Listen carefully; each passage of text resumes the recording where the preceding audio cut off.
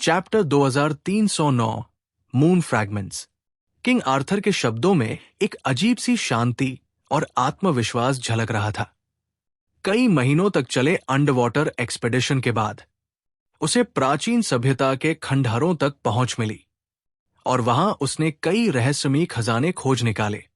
उस ancient civilisation द्वारा छोड़ी गई रेलिक्स ने उसकी शक्ति को बहुत तेजी से बढ़ाया। अब वो ब्लैक बिशप लेवल तक पहुंच चुका था, जो मानव जगत में सबसे ऊंचा स्तर था। आने वाले समय में मैं और भी ताकतवर बनूंगा। अगला एटलांटिस ऑपरेशन सिर्फ 1 महीने बाद होगा। किंग आर्थर ने आत्मविश्वास से कहा। सेबास्टियन ने हल्का सा भौं सिकोड़ते हुए पूछा, क्या इतनी जल्दी की जरूरत है? आर्थर ने दृढ़ता से उत्तर दिया, अभी सबसे अच्छा समय है। अगर ये मौका चूक गया तो अगली बार शायद बहुत देर हो जाएगी। किसी वजह से इस बार एटलांटिस में प्रवेश करना असामान्य रूप से आसान रहा। उनकी भविष्यवाणी के अनुसार एटलांटिस के तीसरे स्तर के बाद उन्हें जरूर अत्यंत शक्तिशाली समुद्री जीवों का सामना करना था। लेकिन इस बार सिर्फ बिशप लेवल सी मॉन्स्टर ही मिला। आर्थर को अस्पष्ट सा एहसास हुआ कि शायद वहां कुछ अप्रत्याशित घटना हुई थी, जिससे वहां की रक्षा व्यवस्था ढीली पड़ गई थी। इसलिए अब उसे ये मौका नहीं गंवाना था और अपने आप को और मजबूत बनाना था, जब तक कि वो पूरे एटलांटिस रूइंस को वश में न कर ले। सेबास्टियन ने गहरी सांस ली, अपने कंधे सीधे किए और धीमी आवाज में बोला, लेकिन अब हमारे सामने एक और बड़ा संकट खड़ा है। आर्थर ने उत्सुकता से उसकी ओर देखा। कौन सा संकट? आज का ब्रिटानिया दुनिया के सबसे शक्तिशाली राष्ट्रों में से एक था। भले ही उसकी कुल शक्ति कोलंबिया और हुएक्सू किंगडम जैसे दोनों सुपर पावर से थोड़ी कम थी, लेकिन ये एक पुराना साम्राज्य था जिसकी इंडस्ट्रियल बेस बेहद मजबूत थी और उसकी knights of the round table दुनिया की सबसे ताकतवर इनह्यूमन आर्मीज में से एक मानी जाती थी। कोई भी देश खुलकर उन पर हमला करने की हिम्मत नहीं करता था। ताकत के लिहाज से देखा जाए तो समुद्र के पार वाला एसगर्ड भी उनसे नीचे ही था। बेशक यूरोपा अलायंस में मौजूद एसगर्ड उनसे कहीं ज्यादा दबाव झेल रहा था, क्योंकि उनके चारों तरफ बेटिकन चर्च, उत्तर की ओर फ्रीमॉन्स पैंथियन और पूरब में कुटुन एम्पायर, जिसका नेतृत्व सलादीन करता था, जैसे शत्रु देश मौजूद थे। सेबास्टियन ने आर्थर के सवाल का सीधा जवाब नहीं दिया। उसने अपनी जेब से एक मुड़ी तुड़ी कागज की शीट निकाली और उसे आर्थर की ओर बढ़ा दी। आर्थर ने कागज लिया। सेबास्टियन ने उसे खोलने में मदद की। देखो इसे। कागज ऊपर से ब्लैक एंड व्हाइट लग रहा था, लेकिन असल में वो कलर्ड इमेज थी। बस उस चित्र में जो वस्तुएं थी वो खुद ही ग्रे और डार्क रंगों की थी। आर्थर ने ध्यान से देखा। वो चांद की सतह का एनलार्ज्ड फोटो था और उसमें साफ दिख रहा था कि चांद के एक हिस्से पर एक विशाल दरार, क्रैक उभर आई है, जैसे कोई बड़ा टुकड़ा अब गिरने ही वाला हो। आर्थर की भौहें सिकुड़ गई। ये कहाँ की तस्वीर है? सेबास्टियन ने आसमान की ओर इशारा किया। मून, हमारे सिर के ठीक ऊपर। आर्थर की भौहें और गहरी हो गई। क्या तुम कहना चाहते हो कि यह दरार सचमुच है? सेबास्टियन ने कंधे उचका दिए। असल में अपोकलिप्स के बाद लोगों का ध्यान ज्यादातर धरती के नीचे केंद्रित रहा। किसी ने आसमान की ओर देखना लगभग बंद कर दिया। अगर किसी ने हमें यह दिखाया नहीं होता तो हमें पता ही नहीं चलता। आर्थर ने पूछा, किसने बताया तुम्हें? सेबास्टियन ने जवाब दिया, मिवाइडा ब्रैट ने। जब तुम नहीं थे तब उन्होंने मुझे सीधे आकर बताया। उनके अनुसार अगर इतना बड़ा ल्यूनर रॉक फ्रैगमेंट टूटकर अलग हो गया तो ग्रेविटी के असर से वो सीधे हमारे ग्रह की ओर गिर सकता है। इतना बड़ा टुकड़ा अगर गिरा तो वो वही आपदा दोहराएगा जो दसियों करोड़ साल पहले हुई थी। परिणाम उससे भी ज्यादा भयानक होंगे। यहां तक कि आइस एज से भी बुरे। आर्थर उस फोटो को घूरता रहा और धीरे धीरे उसकी नजरें गहरी होती गई। नीचे खड़े knights of the round table भी उनकी बातचीत सुन चुके थे। सभी के चेहरों पर चिंता की लकीरें थी। चांद सचमुच टूट गया? ये कैसे मुमकिन है? अगर मैं अपनी डेथ ऑफ लव कैनन से भी ब्लास्ट करूं तो भी ऐसा निशान नहीं बनेगा। क्या चांद पर कोई सुपर एंशिएंट सिविलाइजेशन मौजूद है? शोर बढ़ता गया।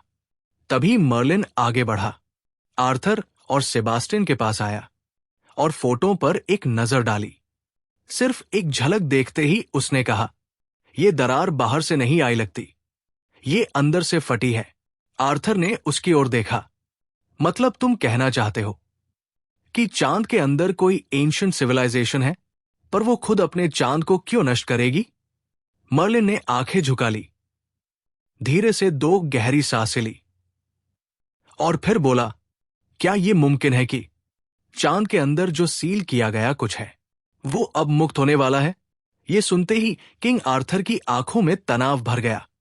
उसका नया हाथ अब पूरी तरह जुड़ चुका था। भले ही उसका रंग थोड़ा अलग लग रहा था, पर वो पहले जैसा ही काम कर रहा था।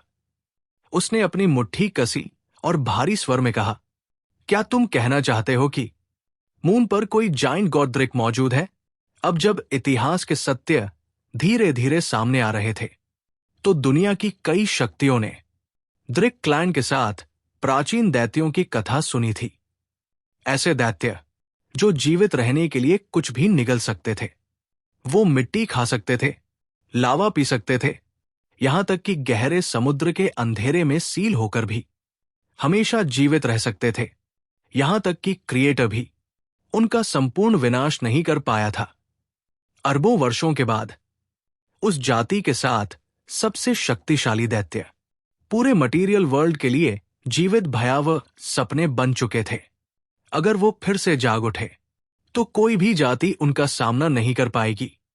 सिर्फ एक जाति थी जिसने कभी उन्हें हराया था।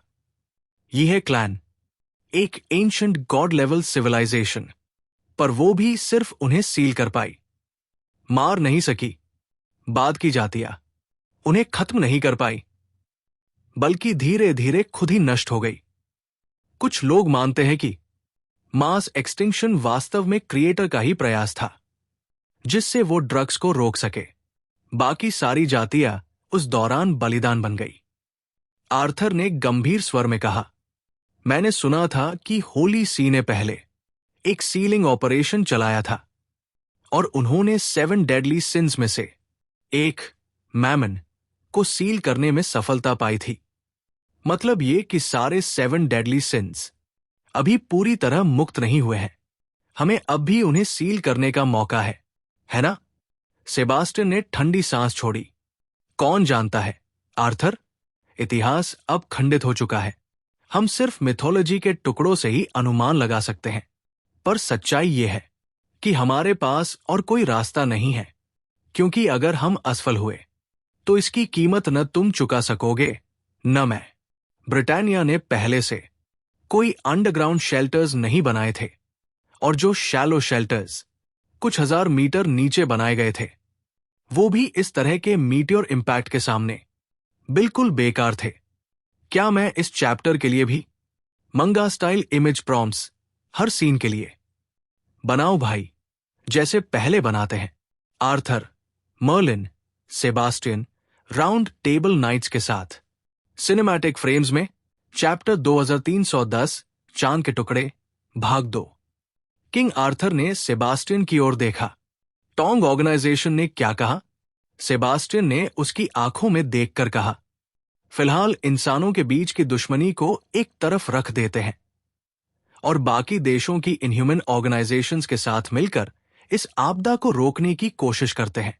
हमें दुआ करनी चाहिए कि ये सब हमारी कल्पना मात्र हो, लेकिन हमें सबसे बुरे हालात के लिए तैयार रहना होगा, क्योंकि अगर 7 डेडली सिंस सच में पुनर्जीवित हो गए तो हम 6th जनरेशन ऑफ ह्यूमैनिटी बस अपने विनाश का इंतजार ही कर सकते हैं। सेबास्टियन की आवाज बेहद शांत थी, पर उसके शब्द अगर दुनिया में फैल जाए तो भूचाल ला सकते थे। आज के इंसान अब भी बहुत कमजोर है। सबसे शक्तिशाली एलियन भी सिर्फ बिशप लेवल तक ही पहुंचा है। पूरी तरह जागे हुए डीमन गॉड के सामने वो एक सूक्ष्म जीव से ज्यादा कुछ नहीं। चींटी तो दूर की बात है। किंग आर्थर कुर्सी पर पीछे झुक गया। पूरे हाल में ऐसी खामोशी थी कि सुई गिरने की आवाज भी सुनाई दे। एटलांटिस के तीसरे लेवल को जीतने की खुशी धीरे धीरे मिट गई और अब वो एक नई दुविधा में फंस गए थे। तो अब कहने को क्या रह गया? किंग आर्थर की गहरी आवाज हाल में गूंज उठी। वो अपने सिंहासन के सहारे झुका और हल्की मुस्कान के साथ बोला, जब बच नहीं सकते तो इंसानियत की आखिरी उम्मीद के लिए लड़ते हैं। सेबास्टियन ने सीना तान लिया। एक दूसरा रास्ता भी है। हम टोंग ऑर्गेनाइजेशन से संपर्क करेंगे और पहले से तय योजना के अनुसार कुछ लोगों को उनके डीप अंडरग्राउंड शेल्टर में भेज देंगे, या फिर मार्स पर बने ह्यूमन सर्वाइवल बेस में शरण लेंगे। ब्रिटानिया को 100 लोगों का कोटा मिला है। किंग आर्थर ने बीच में ही टोक दिया, जरूरत नहीं। अपने ही कबीले को कीड़े की तरह छोड़कर अपमानजनक जिंदगी जीने से बेहतर है।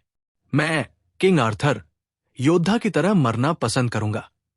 वो हाथों को आर्मरेस्ट पर टिकाकर उठा। उसकी ऊंची कदकाठी से लंबी परछाई पूरे हाल में फैल गई। जिंदगी का मतलब इस बात में नहीं कि तुम कितने दिन जीते हो, बल्कि इस बात में है कि कैसे जीते हो। मैं तो चमकदार मौत को चुनूंगा। ऐसी मौत ही असली जिंदगी कहलाएगी। किंग आर्थर के शब्दों ने knights of the round table के दिलों में फिर से जोश जगा दिया। उन्होंने अपनी जिंदगी खुलकर जी थी, युद्धों में लड़े थे और वो जुनून महसूस किया था जो शांति के दौर में कोई नहीं कर सकता। उन्हें आसमान से टकराने का रोमांच पसंद था और कोई भी अब कायर बनकर जीना नहीं चाहता था। मरने से बेहतर है वीर की तरह युद्ध में मरना, अपने नाम से, उन दंतकथाओं के नाम से जिनके नाम पर उनके कोड नेम्स रखे गए थे। तो फिर लड़ते हैं। मैंने कभी चांद पर कदम नहीं रखा। अगर वहां मरना है तो ठीक है, अगर अभी पीछे हटे तो हमारी सारी मेहनत और संघर्ष व्यर्थ हो जाएगा। चाहे वे 7 डेडली सिंस हो, या भगवान, राक्षस या दैत्य, सबको काट डालो। मर्लिन ने आंखें संकरी की, हल्की मुस्कान दी। मुझे लगता है मामला उतना भयानक नहीं जितना हम सोच रहे हैं। आखिर हमसे कहीं ज्यादा शक्तिशाली सुपर एंशिएंट सिविलाइजेशंस भी तो थी। अगर उन्होंने कोई कार्रवाई नहीं की तो शायद ये किसी डीमन गॉड रिवाइवल जैसी बड़ी घटना नहीं है। किंग आर्थर ने हाथ हिलाकर कहा, शायद तुम सही हो, लेकिन अगर मीटियोराइट गिरा तो भी इंसानियत का सर्वनाश तय है। किसी भी हाल में हमें कदम उठाना होगा। मर्लिन ने किंग आर्थर की उस ऊंची, वीरता से भरी आकृति को देखा। उसकी आंखों में हल्की नरमी और दीवानगी की चमक थी। मेरे राजा, आप सही हैं। उसने सिर झुकाया। हम आपके पदचिन्हों का अनुसरण करेंगे, चाहे जो भी हो। चांद पर हो रहे बदलाव धीरे धीरे पूरी दुनिया में फैलने लगे। जब हुएक्सू किंगडम को यह खबर मिली तब झंग यी गहरे ध्यान में था। टीम में जिसने सबसे पहले यह समाचार सुना वो थी यांग एक्साइन एक्साइन।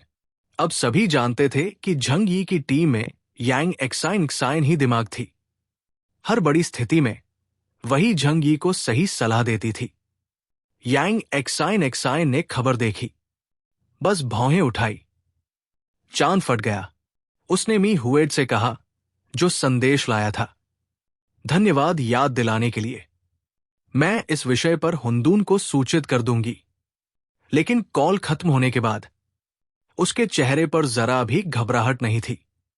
अगर सच में द्रिक प्रोटोस जाग गए होते तो अब तक दुनिया में अफरातफरी मच चुकी होती। इसका मतलब है चांद पर कुछ और हो रहा है। वो सोच में पड़ गई। मुझे लगता है वहां कोई एंशिएंट ह्यूमन सिविलाइजेशन मौजूद है। यांग एक्साइन एक्साइन ने धीरे धीरे विश्लेषण शुरू किया। ब्रह्मांड अनंत है और क्रिएटर ने भौतिक ब्रह्मांड को इसलिए बनाया ताकि ग्रहों के लिए एक परिपूर्ण वातावरण तैयार हो सके। बाहर की दुनिया उजाड़ और खतरनाक है। तारामंडल नष्ट हो सकते हैं, ब्लैक होल में समा सकते हैं या टकराकर मिट सकते हैं। इसीलिए अधिकांश प्राचीन सभ्यताएं भूमिगत चली गई, क्योंकि ग्रह ही सबसे सुरक्षित जगह है जहां क्रिएटर के नियम सुरक्षा प्रदान करते हैं।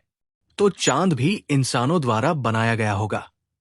प्राचीन सभ्यताएं इतनी उन्नत थी कि वे किसी एस्टेरॉयड को पकड़कर उसकी कक्षा बदल सकती थी ताकि वह किसी ग्रह की परिक्रमा करने लगे। वो खुद से बात करती रही और तमाम संभावनाएं उसके दिमाग में घूमने लगी।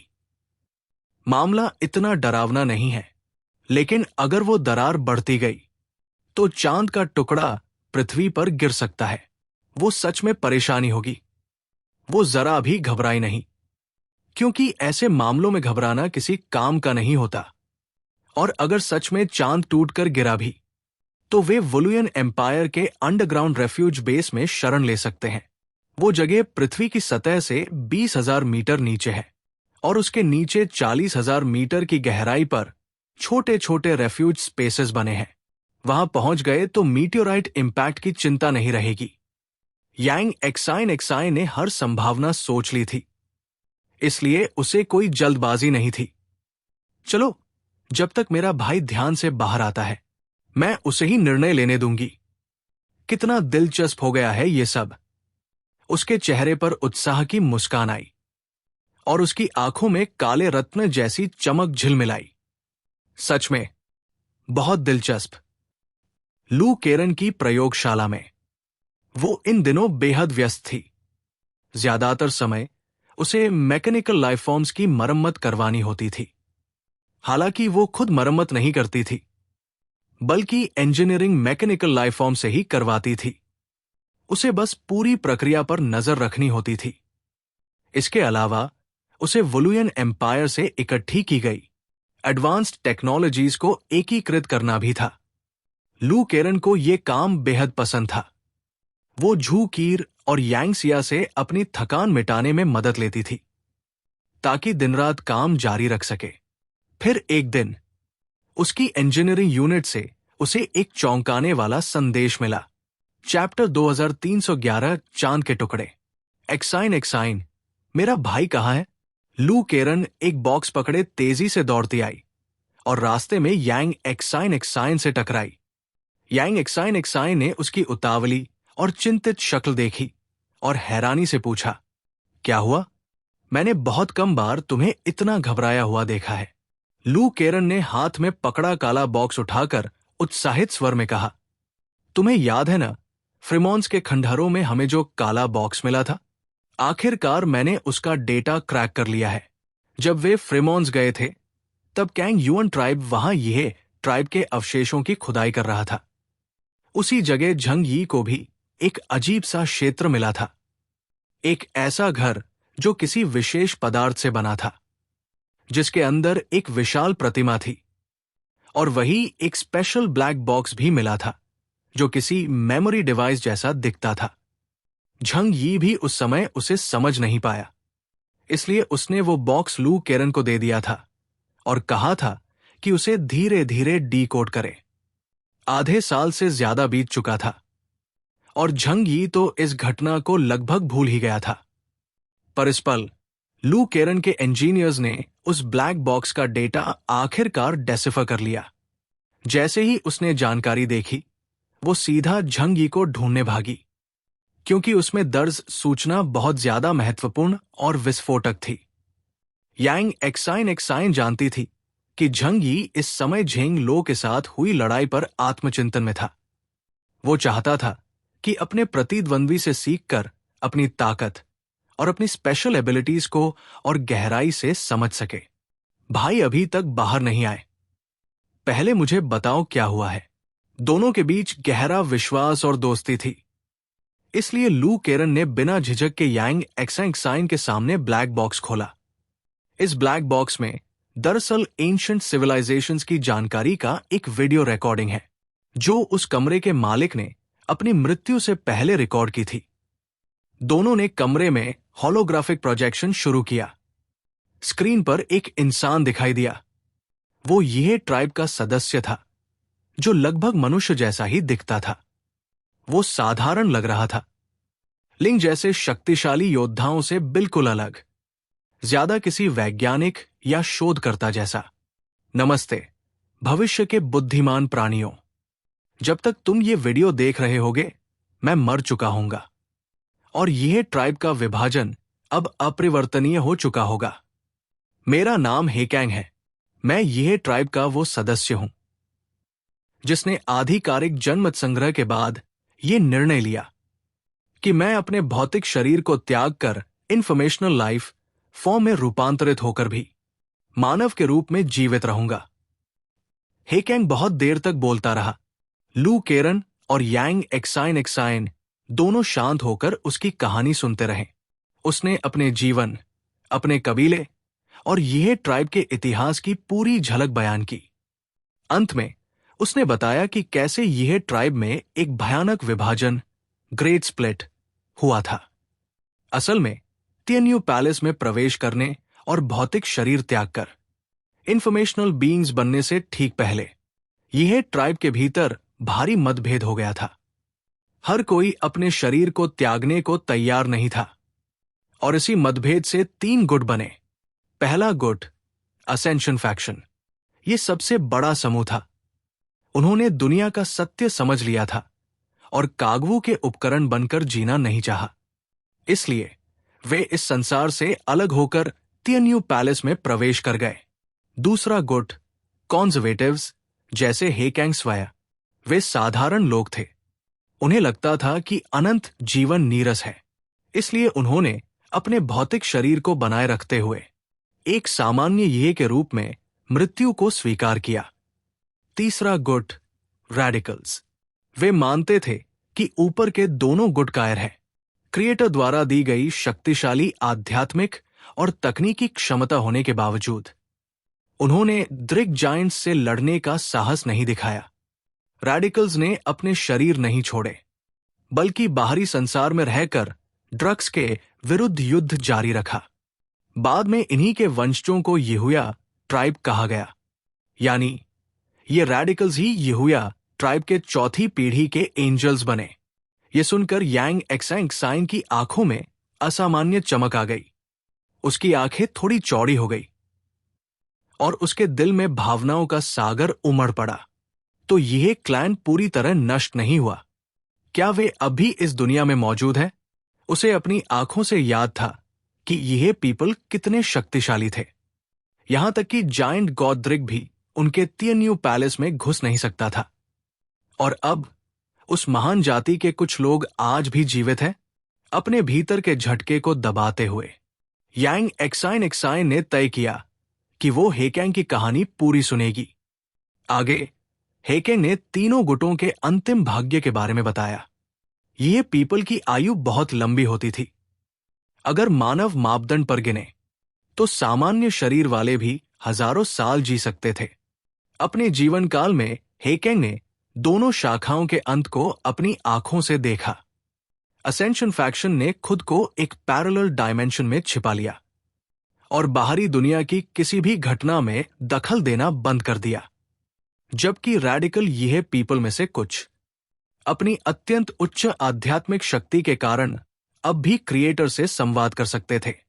इसी कारण बाद में यहूया और याक जनजातियों की कथाएं सामने आईं।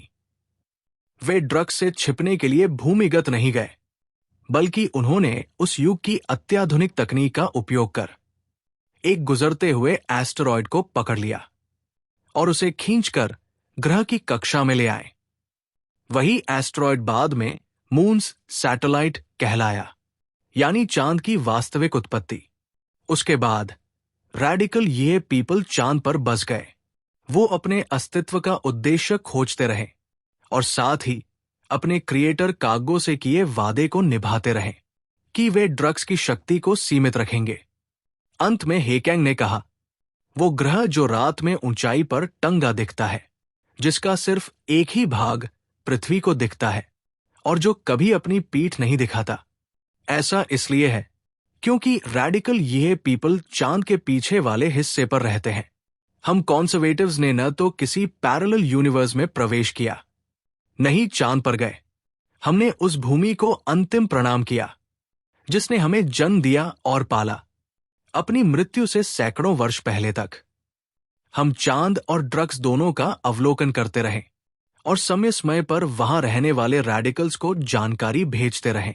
ये किसी खेल जैसा था, एक सुंदर खेल जिसे हमने अंत से पहले अपनी आखिरी सांसों तक खेला।